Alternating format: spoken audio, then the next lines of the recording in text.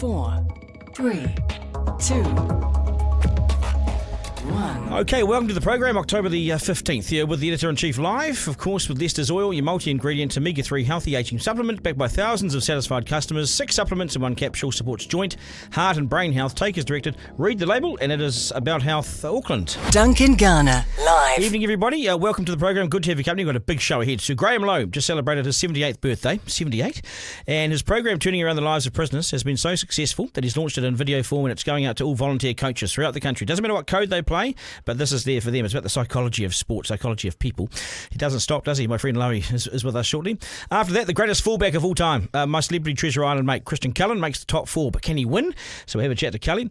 And we head to Barcelona as Team New Zealand closes in on defending the America's Cup. They look good, don't they? They look really good. Right, let's go. Duncan, Garner, live. Okay, so 78, still going strong. He doesn't know how to stop, this guy. His Seagulls Principles of Sport program has turned lives around inside prison here, and I've also looked at this in Australia as well. Now, Graham Lowe is taking the successful program around New Zealand with his easy-to-view videos to help out a huge number of volunteer coaches. Imagine how many people will be helped here. Hundreds of thousands of people potentially. Lowe, you're simply too busy to stop, mate, and welcome to the program. Thanks, Duncan. It's my pleasure to be here. No, there's just too much to do. Can't stop. 78? Yeah, gee whiz, and sometimes I feel it, but in the mornings I feel like I'm 18, and it's dangerous. Fantastic, mate. Yeah, it is dangerous. Are you still dangerous? Well, not really. Hey, so today you're out. Some people just go, they slow down and they don't do much stuff after sort of the age of 65, 70. You're still doing it, and your program is out there today. You've launched it today. Just tell people what the program is and what it's good for now in terms of coaches. It's using the principles that I have, the principles that I sort of reflect on, that I must have used when I was coaching myself throughout my career for 30 years or whatever I coached. And using those principles, look, what we've done in the past is use them for education. We've NCA Level 2 through those principles. It's proved a great success. But now I've always wanted to help volunteer community coaches because I think they're the jewel in the crown of sport in this country, and in most cases they get very little resource, and they get no resource, really, do they? They don't get any resource, and they look with envy sometimes. Some of these young coaches, whatever. Male and female, they look with envy at professional coaches, and some of it they look and they think, those professional coaches have done no apprenticeship. No. They've just been good players at their sport, and they get catapulted straight into a coaching and they don't position. Share. They don't appear to share. No, this is not a criticism of them, but they don't. They're so busy they don't turn around and share with hundreds of thousands of mums and dads. That's what they are, with no resource. Yeah, well, so I've tried to demonstrate through these principles in these videos that really we all face and have faced exactly the same problems. Like for example, the first one is just a plan. You've got to have a plan, and you'd be surprised how many people don't have a plan. So we all should have a plan, whether it's for a day or a week or a month or whatever. So you have a plan, and the second one is, I won't go through them all. Go through a few of them. But the second one is, what is a winning team, or what's a good team? What does that actually mean? So most in this country here, we judge a team by if one team's got 12 points in the end and the other one's got 8, we think the one that's got 12 is a good team. Yes. I think it's far deeper than that. The easiest thing, in my opinion, when you're coaching is to get more points than the opposition, have your team score more points. The most difficult thing is to create the virtues that are required, about pride, persistence, teamwork, commitment and humility. Yes. Those sort of things are really difficult disciplines to instill. About becoming good men as well. You hear this in the All Blacks, good men make good All Blacks, and they don't carry bad people, Exactly, and particularly in nowadays where there's so many young people falling through the cracks of education for whatever reason, they're not connecting with the teachers, and yet for an hour every week or 2 hours or half an hour, whatever it might be, the local netball coach or hockey coach or league or rugby or whatever coach it might be, archery, anything at all, has the minds of those kids in the palm of their hand for that time, and those kids never forget the words that are spoken by the volunteer coach. You can remember what your coach used to say to you. My first coach was the old man. He was my old man, and he was grumpy and he was pretty direct, and it was basic stuff, showing us how to score a try, like you did with our boys that night when you came and had a look at them. And I mean, no one had taught them how to put the ball down before. It's actually quite important. Well, that is actually a good example. You see teams practicing all these difficult, quite intricate moves to try and break the line and score a try, but they don't actually practice putting the ball down. Put the ball down. So how many times do you see a team when someone drops the ball over the line. So it's just the simplest part of the thing is actually putting the ball on the ground. And so, because all our coaches, I look at it, and certainly been in rugby league, they are resourceless. They are running their own business, or they're involved in the company. They're doing 10 hours a day somewhere else. They come and put their 2 hours in every Tuesday, Thursday. And they literally, some of the teams I've been involved in don't have the money to travel even to the Hibiscus Coast for a game of rugby league for the weekend. So we pull cars, and that's what it comes down to. And that's what the coach learns to do. So the coach has never been taught how to do all this sort of stuff, but all of a sudden he forms a network around him or her, and he finds out how to collect the players. He faces one of the most, or the coach faces one of the most difficult challenges ever, and people think they could do it until they actually try it. Yeah, I know. And that's if you've got 20 players and you can only put 15 out or 13 out or 11, and so you've got to tell the other kids they're not in it. Yes. And you still want them to maintain their enthusiasm and week in their and out. And their parents. So, I mean, this is the psychology of coaching that people don't even take into account at all. And so you become a counsellor, a coach. You're a psychiatrist, a psychologist. You're all these these things. You're a provider. You're feeding them. I mean, it is such a complex job, and we've never given it any focus. No, never at all. But the great thing about it is when you finish the coaching, if you decide you've had enough or whatever, and you get the opportunity, if you're lucky, to look back and you see one of those people, one of those young ones that you've coached, and you see them representing the country or playing professionally, or you see them at the highest level, your heart just swells with so much pride. It's just fantastic. Yeah. And so you've used this in the prisons to some success too. I noticed because you've got young guys in there who've never been hugged or loved, and you know this because you've met them, and they've followed it because they understood sport as well. They remember playing for a team, so they understood sport, but they hated the academic side of life. And our boys, if you look at our boys in our schools now, especially Māori boys, but mainly just boys across the board, they're failing, Graham. They're not attached, they're detached, they're not doing well academically, they're truant. There's some great guys like Billy Graham down in Wellington who are trying to get them back into schools, but it's hard. Funding's dried up. Yeah. It is hard, but in many cases it's because the teachers who are trying to do a good job actually. It's like coaching. Some are good and some are not so good. True. So I look at myself, Duncan. I did turn off school when I was 14. Yeah.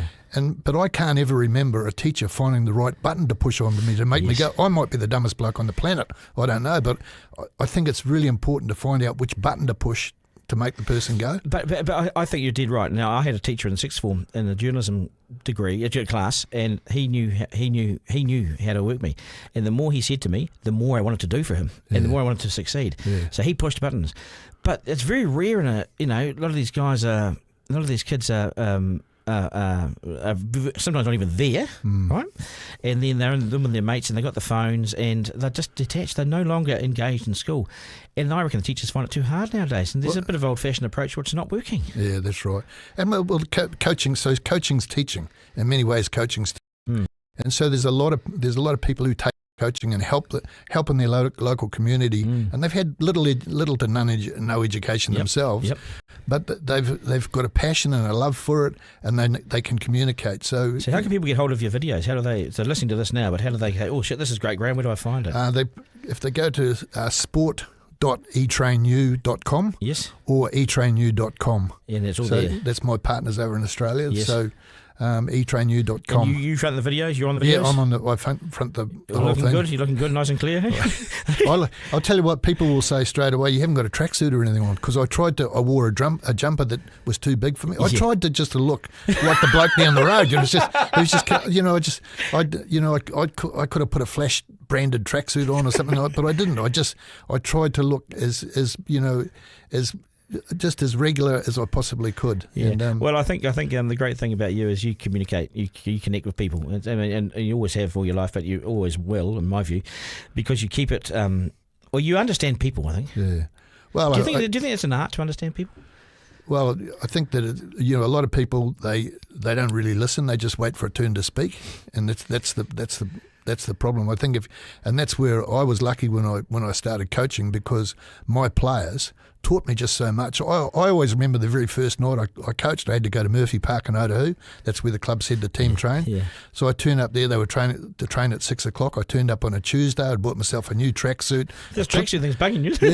A clipboard and things that I thought that coaches had to use. Yes. And I waited.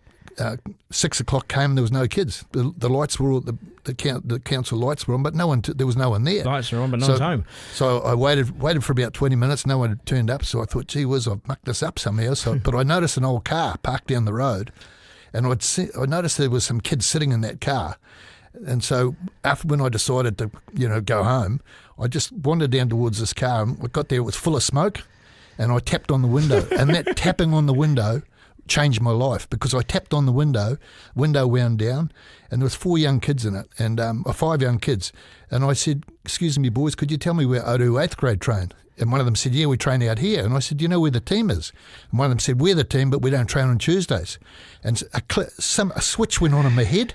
Just a switch went on. I said, I'll tell you what, fellas, we need about 30 players down here on Thursday night, or I'm telling the club there's no team.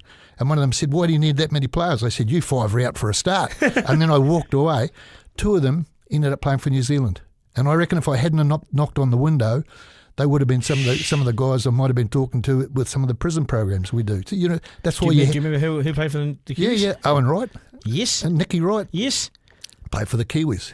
I know those names. Yeah. So wow. So but those boys changed my life, because they taught me about myself.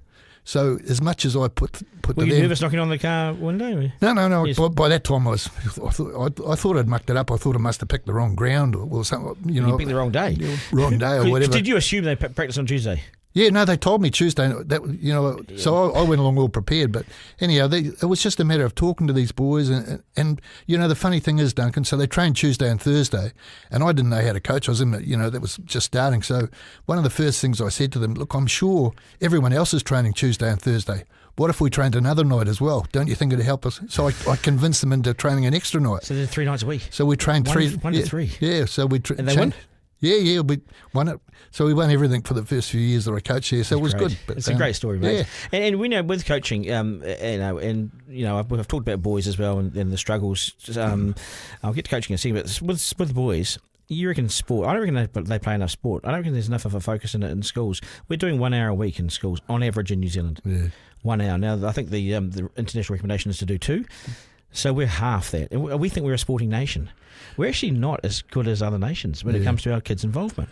Well, even worse than that, we've forgotten and we've not understood the power of the language of sport. Yeah. The language of sport is the key. The language of sport talks to people in a different way. It talks and it listens in a different way of traditional learning methods. It really does, eh? So I think the language of sport is a powerful tool that's totally underutilised. And I'm with you, and that's why we're talking. And the thing is, women's sports got big now too. You see, but it hasn't always been like that. But women are now playing sports that they haven't traditionally played, and the involvement's massive. Well, you look at the NRLW, and look at the standard of the play. It's fantastic. I can watch that every bit as much as I can watch the NRL. More. Yeah, it's just fantastic how they play, and they set such fine examples for the young girls. Growing up, I think it's just fantastic. But what would they be doing otherwise, and what would our kids be doing? I think we need more compulsory sport in schools. I know it's I was at a school, and Wednesday afternoon you stopped at midday, Westlake boys, because you went to sport. Yeah. They didn't care what sport. There were all sorts of options, but it was sport. Because it was the language that was used. I don't think it should be compulsory, but the option should be there, so there's no excuse not to do it. And you only need a few people just out there kicking a ball around or passing the ball, tennis racket or whatever it might. You only need a few to start. And if one has a positive experience, they spread the word, and all of a sudden you'll find you haven't got enough coaches for the teams. This is going to be great for teachers too, because teachers are coaches. Yeah, of course. Right? Parents are coaches, teachers are coaches, teachers are parents. So this will get into their heads, the psychology of sport, but it also might be good. You might inadvertently change their approach in the classroom as well, because they might for the first time understand kids, even though they've been in the game for 20 years, Yeah. Well, that's the thing. The power that the local community coach has, the power in the palm of his hand, where he's got those kids. He can talk to them about anything at all, or she can talk about anything at all, and those kids will not forget it. So you're teaching the response, and that's the thing, Duncan. People don't understand or realise, particularly government, the responsibility that these young coaches have on their shoulders. They're looking after the kids of the country. Yeah, I know. And but what about teachers? They've got them for 6 hours a day. Yeah. And look at the results. Yeah. I don't want to get too down on it, but when you have people in your care for so long, more so than some parents have, what's the outcome? Well, We'll slip backwards. that's why we've got to somehow motivate the young ones to ask and look for more. I mean, one of the things, I'm not trying to say I'm a genius or anything, but in fact, I'm probably one of the dumbest blokes you've had in here. I don't think so, mate. But I remember when I first started coaching, thinking, what shall I do?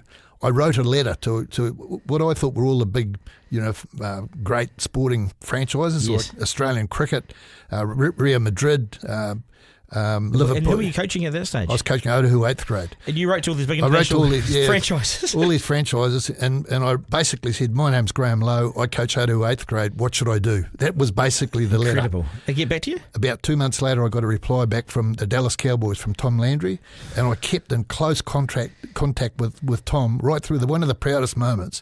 It was in 1983 after we'd beaten Australia at Lang Park.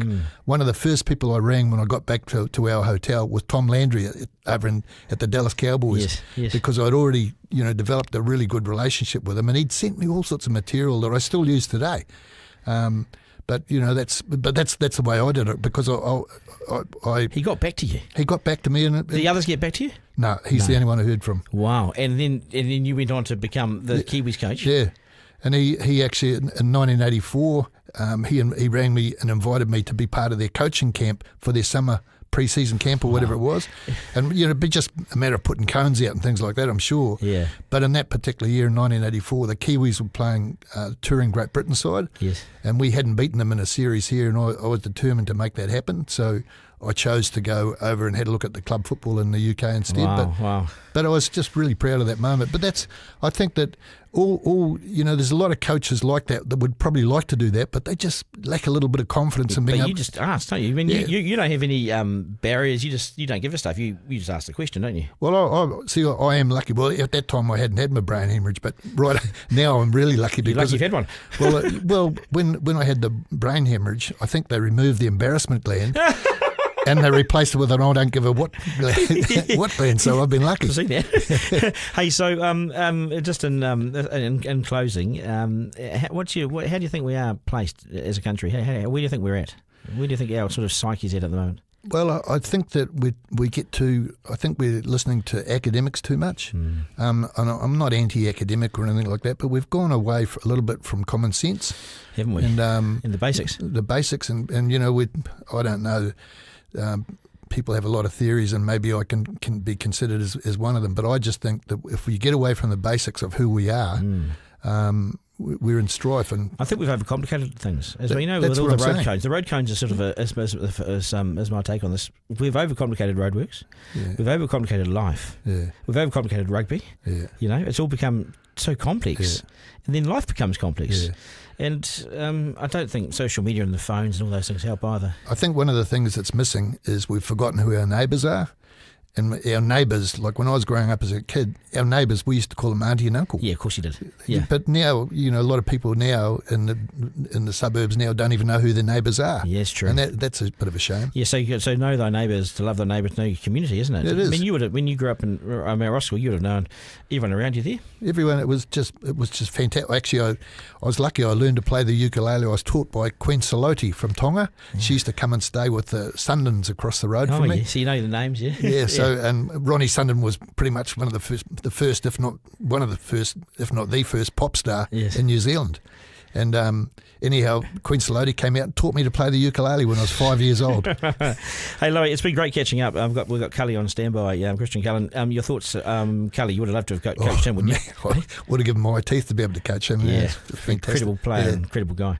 Thank you so much for coming in. Happy birthday for your 78th recently. Beautiful, mate. Good to see you. Yeah, nice to see you too. We'll catch up, eh? Yep. Yeah. Thank you very much, Duncan. Good night. Legend, mate. So Graham Lowe, folks. Thanks so much. Duncan Garner, live. Yeah, you know what? He's so right about sport, though. Then these guys are connected when it comes to sport. Then when there's no sport on the agenda, they sort of fade away. Sport, language of sport, psychology of kids and sport. You can just grab them and he's got them right. Let's do 3 questions.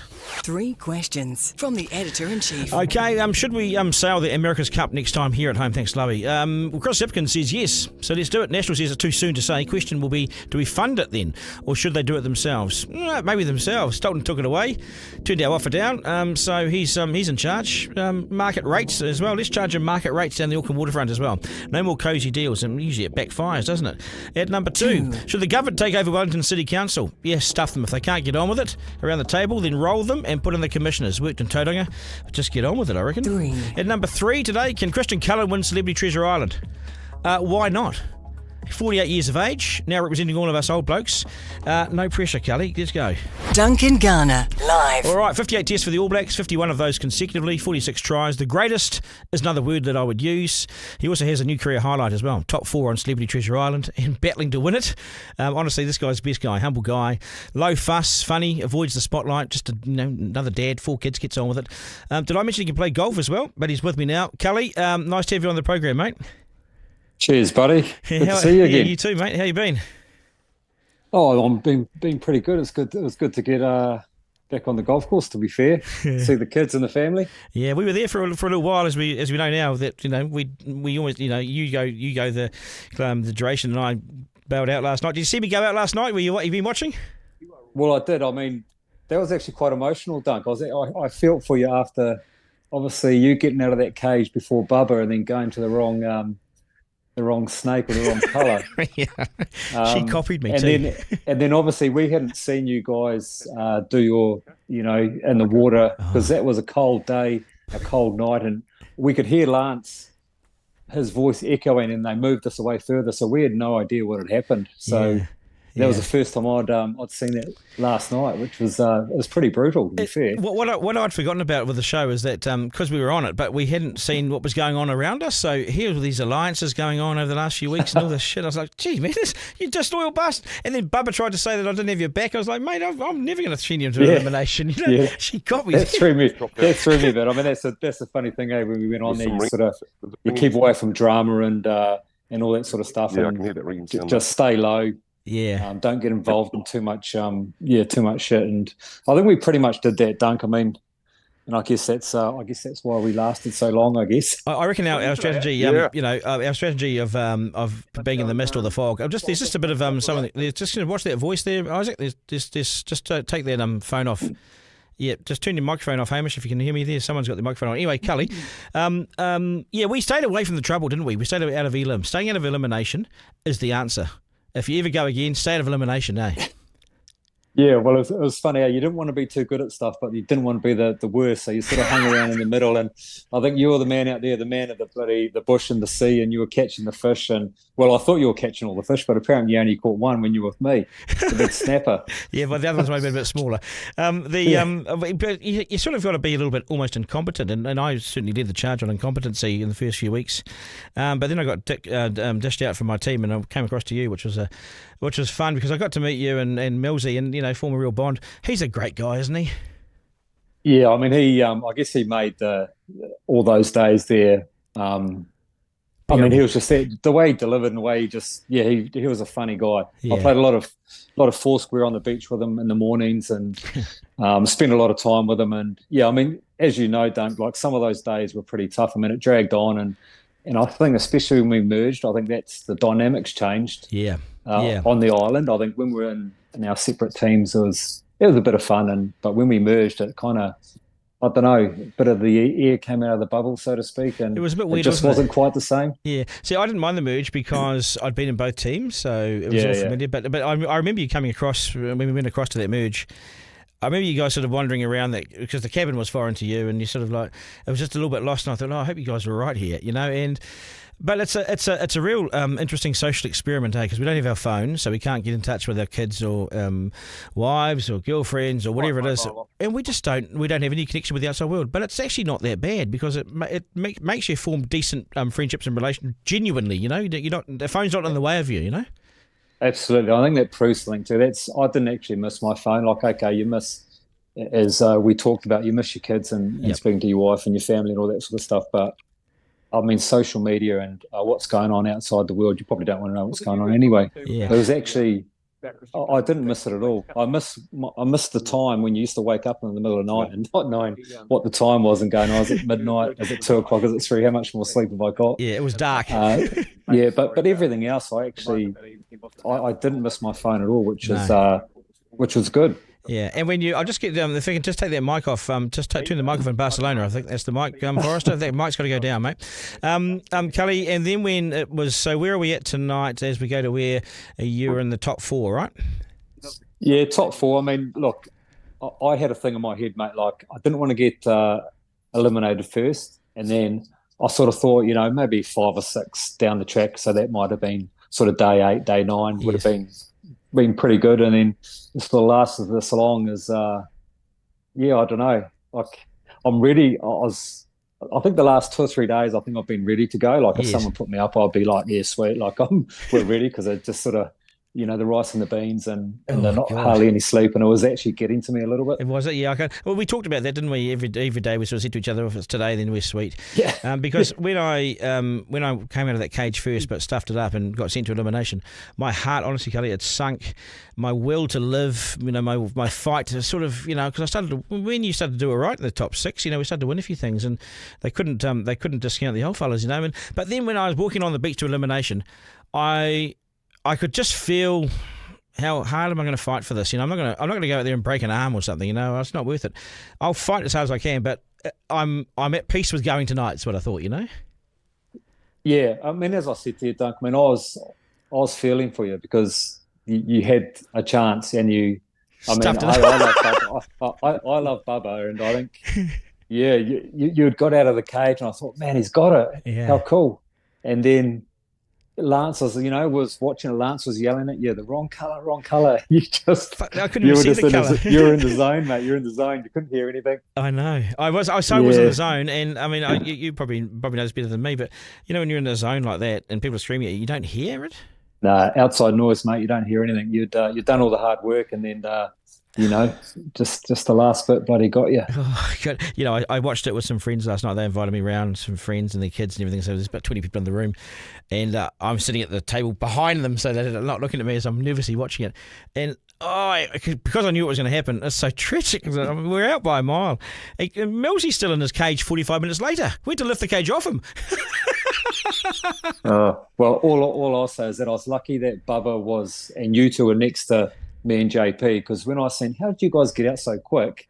Then I'd seen that you'd used the bamboo, and I didn't see the bamboo initially, that it was sort of up on the right hand side, and then you just put those in the hole, and then it's so easy, trying to make and use those bloody James looked like he had yeah. Oh, mate, like seriously. Yeah. Because I remember you said to me, I think when your wife dropped you off at the airport, wasn't on a Monday, and you thought, I'll see you Friday. Possibly, yeah. That's right. I was thinking that too. My view was, don't be first home, because my son said he'd be embarrassed if I was first home. But after that, But we managed to just avoid it for so long. It just seemed to... And every day you got up, it's not another day on the island, You just had to find a bit of humour, and because it's a mental game, eh? Oh, it is. I mean, I didn't go on there with any... I mean, I'd hardly watched the show, to be honest with you. You sort of watch bits and pieces when some of the boys were on it, like Cribby was on it last year. And so I didn't go on there with any preconceived ideas. I was underprepared. Like, my bag that we got was half full, So I just had no idea, and you just wake up every morning going, oh, yeah, shit, we're still here. Okay. Yeah. What's next? So I had no plan, no anything. So, yeah, I don't know. We did well. I mean, look, I've been watching it with my kids, mate, and they absolutely loved you on it. They loved, obviously, Millsy and Bubba. So, I mean, you did yourself proud, mate. Like, it was a pretty cool experience, and meeting, obviously, that's probably not one thing I'm, meet new people, you got your little circle. So to go outside and, I've seen you on the breakfast show and seen you around, and obviously I didn't know Millsy and Bubba, knew her from Tina from Turner's. So to make those connections was pretty cool. Yeah, I agree. I had dinner last Friday night with Millsy at Bubba's restaurant, just to say, and Bubba's real special. She loved you, Kelly. Yeah, she loved you. She loved you, you're the brother on the island for her, eh? She she was great. She was great. She's great value, isn't she? Though, yeah, and she's underestimated. Easy underestimated, Bubba. Yeah, well, she laughed a lot of things off, but she, as you see with some of these interviews that we've never seen, but we've seen them now. She had a bit of fire in her belly, and she, she's a definite threat. Yeah, no, she really is.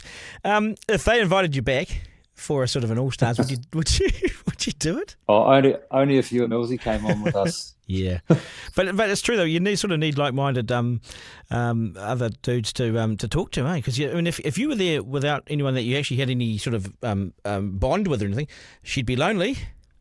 It would be tough, yeah, because I mean the days are long, right? When the crew come on in the morning and leave at night, like you're buggered by that 7 o'clock at night when the crew go off the island. So they are long days and long nights, and it does take an actual toll. So you need people around you that sort of they either get you up, and I think that's to me Millsy and Bubba were definitely that. Like Bubba was the up, like just to laugh and laughed at everything and.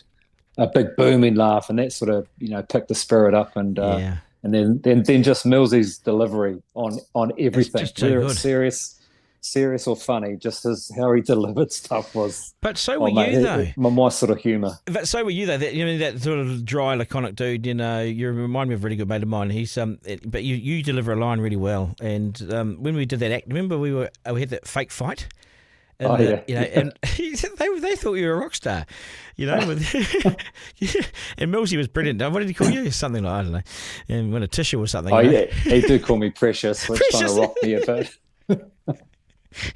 Yeah, no, that was brilliant. It was, it was a cool experience. It was, would I go on it in a hurry? Well, I don't know. Give me a year to think about that. It seems. Were you hungry? Were you ever hungry? Yeah, I don't know how much weight you lost, mate, but when I got home, I was down 7 kg. So, and it took me, I reckon it took me a good 3 or 4 weeks I was down, I was hungry, I just had no energy. So it took me a while to come right. Well, I reckon as you watch the program, I started to fit my clothes. I just I just look at it. There's a sort of crucial day, 8 or 9, and then another day or 13, and I just suddenly start to disappear because it shows that you don't need all that fancy food. You don't need the fancy houses. You don't need all the fancy gear. I mean, that's sort of human life in its most basic form. Bit of something to fill you up and move on. I don't need big portions. Yeah, well, you're in the wrong team, mate, because when we won food, we ate it. We didn't try to save it and put it away and halve it and let's keep it just in case. Like, mate, you win food, you just eat it. Fill your belly because you don't know when you're going to get it again. So, we're definitely that. We won it, we ate it, and then we had rice and beans, and then, We cut a donut 6 ways or 7 ways. Yeah. That would have broken me. Yeah, but Whiting was a beast, right? And Whiting was a beast in the end. Oh, mate, he was unreal. So for Millsy to do what he did and knock him and Gabby out because he was just good at everything. He was, just everything. So that was a massive night when Millsy when he took him out because I think Wire would have been he would have been a tough egg to crack if he had still been in there. If he managed to get through, you mentioned him on some of the other, he would have got out of the cage. You're right. He would have done all that stuff. Yes. Had he not been tipped out, he may well have gone on to win it. Absolutely, and it's just because some of those eliminations were just there was a bit of luck, but you needed a little bit of skill. But some of them were just like the puzzles and all that. Like that first one that Millsy with Casey, like that was like those things would. In my head was going, man, how what? And it's just a little bit of luck, Like well, that 1 to 100 when you had a couple of yours on the ground, you would have beaten me, hadn't we not? That was still in the bag, man. That's a rookie era. I think it's the only thing I won. I mean, I didn't. I think I'll tell you on the street. The 2 things that we won was I won to sit someone out, but there was no advantage. And then you win your one. It was like, I got nothing. Mate, where's the food? Where's the scroll? Where's something that's like worthwhile? There's a hotel or a launch or something, a boat. Yeah, we got absolutely nothing. Like we got robbed because it was near the end. We needed a scroll or something. I never had one scroll the entire bloody month I was there, whatever it was. I was there. No, well, I was like, I got to see a few because of Millsy, but that was about it. Yeah, no scroll. I had a couple of feeds, but I sort of piggybacked into spa pools and piggybacked onto the boat.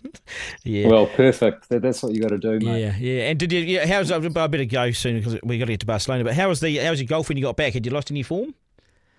Oh yeah. I mean, I got back and I flew straight down to Queenstown for a promo, and right. I shouldn't have gone. Oh really? I was 3 days down there and I'd seen the kids and wife for about 8 hours and I got on the plane the next day and it was not good. No. So I'm back to form now, but it took me about a good month. Oh, that's good, mate. Hey, I better go. We've got to head to Barcelona. But Kelly, good to see you, mate. Keep in touch with us, and you're a bloody rock star, mate. Awesome to meet you on the island, and we had fun, mate. You're a great guy. Yeah, good man, Dunk. Cheers, buddy. Cheers. Cheers stuff, Kelly. Later. Duncan Garner, live. Honestly, such a good guy, such a down-to-earth guy, such a brilliant player, and just to hang out with him, I hang out with Christian Cullen. Right, I want to talk about Celebrity Treasure Island just a bit more, the things that I learned about myself and others after being on the island for 20 days, whatever it was, from start to finish. I'm proud that I got sixth, okay? I fought hard to stay, and I made a bad mistake, so I got eliminated. That's accountability, I made the mistake. I was accountable. We need more of this in public life, probably, don't we? I've never been a huge fan of reality TV, but after being involved, I admit I got that wrong. They work so hard to bring this stuff to you, night and day, for 9 months in this show. That's what they do. Don't underestimate how hard it is to manage 18 delicate egos and make television. There's lots of demands. Here are my takeaways, okay? I'll whip through these and you can tell me what you think. But we don't need our phones to live full lives. We think we do, but we don't. We had no phone for 20 days. It meant that we had to talk to others. And in doing so, you find out and learn so much more. There were no distractions. Relationships and friendships develop and blossom without the constant need to check your phone and be interrupted. It's the world's worst human distraction, and it's now doing more harm than good. They dominate every waking moment, these phones, and they're killing us and robbing us of living full and real, meaningful lives, living in the now. After 20 days, we missed nothing. The world carried on.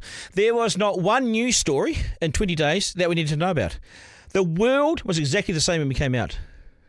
I can't recall one thing that happened that I needed to know about. Also, we have far too many options of food and we eat far too much in big portions because it's there, basically, and for some it's really pleasurable. We lived on rice and beans and whatever we won or caught. We have so much food, we throw much of it out in New Zealand. But on the island, we treasured food and we sat around with each other and had it. Conversation flowed. Really important. Back to basics. The food and the cost of it has gone to next level in our society. And the truth is, our bodies are better off without all these options and the cost. But we still do it. We're cavemen. We don't actually need that much. We need certain kinds of food. And teach a man to fish and he can provide for his tribe forever. I was gobsmacked. Only 3 of us of 18 knew how to catch our food, knew how to fish. 3 out of 18. If others were left there without anything else but a fishing rod, they may well have died. It's a basic human survival skill, but 90% of those on the island didn't know where to start. And we're surrounded by water. Why haven't we got these skills? We are blasé. We've got to get there now. I'm out of the reckoning, but in many ways it's changed my life. Folks, we need empathy, we need understanding, and we need good hunter-gatherer skills in life. If you can have these 3 basic skills, empathy, understanding, and hunter-gatherer skills, then I reckon you're sorted. You're doing it. You're halfway there. We have fancy, massive houses and cars and all these material things, and it means jack. We need shelter, warmth, and some tucker. It's how our forefathers lived, and I loved living like that for a short time. I could do it for longer. The rush of the city, the traffic jams, and the diesel, the petrol fumes, with people living in shoeboxes on every corner, it does nothing for me. A cabin, some fishing gear, and fewer bills is me, I reckon. But God, I had a good time. Duncan Garner, live. Right, Team New Zealand needs 3 more wins to secure the America's Cup. So it's 4-0. Plenty of drama. What did someone call the commentator? We better not go there. But Britannia can't even get close to us, really. The last race, they lost by 23 seconds. We're good at this sport. We're really good, aren't we? We're joined now by the Vice Commodore of the New Zealand Yacht Squadron, David Blakey. David, g'day and welcome from, where are you now? Barcelona, of course. Nice to see you. Welcome to the show. Morning, Duncan. Morning from Barcelona. And so is it today a rest day, or are they racing today? No, today's a rest day. We've had an action-packed 3 days following the team racing, and today we've got a day off before we hit the water again tomorrow. I tell you, mate, and thank you for coming on and making time for us, because you've probably been living up a storm there. But we look good. We look brilliant. We look like world beaters, and they don't look like they can really get close. I know everyone's saying, "Oh, this is close and edgy," but we just look so good now. Oh, we do. I mean, the guys have clearly got a fast boat and they're sailing it clinically. What we've seen, certainly in the last couple of races, is really even starts. And then slowly as they go around the course, Team New Zealand just gets stronger and stronger. So the guys are sailing outstandingly well. Why? How? Because it must be in the margins. I don't know much about sailing, but it must be like the boats are the boats similar. Yeah, it must be. The sailors are all brilliant. Like they're brilliant sailors on Britannica too. So what's the difference of coming first and second? Like, what are they doing right? Look, you're absolutely right, Duncan. It's the fine margins. So it's all the little pieces of the package that come together. The boat, the way it's set up, the design of the foils, the design of the sails, how they're manoeuvring the sails, how they're getting their power. But also the sailors putting the boat in the right parts of the course to pick up the wind shift and pick up the stronger breeze, so they can just be that little fraction faster. We know the Brits are fast. When you look at the stats, there's not much difference in the speed of these boats. But in 4 races so far, Team New Zealand have not really put a foot wrong. No. They've sailed unbelievably well. They really have, and I noticed the other day, race 2 or 3, they were behind by about 30. Well, it said 30. It looked like about 30 seconds maybe in one of the legs. But they crossed they kept calm and they crossed the course and they picked up some wind and they were suddenly 20 seconds ahead. It is, I remember the days of KZ7 and you're watching them get attacking the tacking jewels and everything. And this brought back lots of memories of that actually because they were going from side to side in the course and it's bloody great, It's and I've been critical of the decision to go over there and everything, but they look like they're going to bring this home. Will they bring it home? Will this thing come and race at home now, or if we win? Well, we've got to win first, Duncan. And that's very much the mindset of the team now. So any discussions around where it may go to next, that's for later. Everyone's focused on the team winning the 7 races they need to do to have the rights to defend the cup again.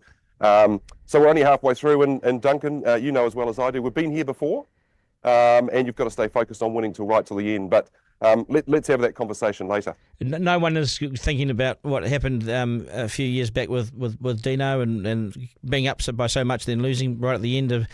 There's none of that talk over there, is there? That we're going to drop it now. The talk is that we're going to bring this home. Look, we're quietly confident.